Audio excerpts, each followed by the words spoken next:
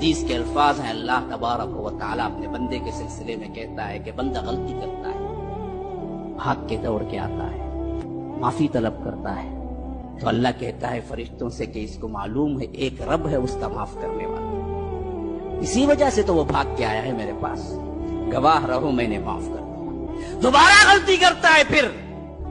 दौड़ के आता है और अल्लाह से फिर माफी मांगता है, तो अल्लाह कहता है कि देखो फिर दोबारा भी भाग के आया है, उसको मालूम है मैं रब हूं, मैं ही माफ कर सकता हूं, इसी बात से तो आया है, गवाह रहो मैंने माफ किया। तीसरी मर्तबा वही काम करता है, भाग के आता है, फिर माफी मांगता है, तो अल्लाह फरिश्तों को बुला के पूछता है अब भी यकीन है ना उसे, इसी बात से तो भाग के आया है वो मेरे पास, याद रखो वो जो चाहे करे मैं माफ करूंगा उसको।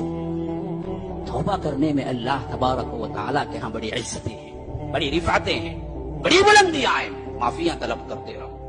अल्लाह से माफियां मांगते रहो।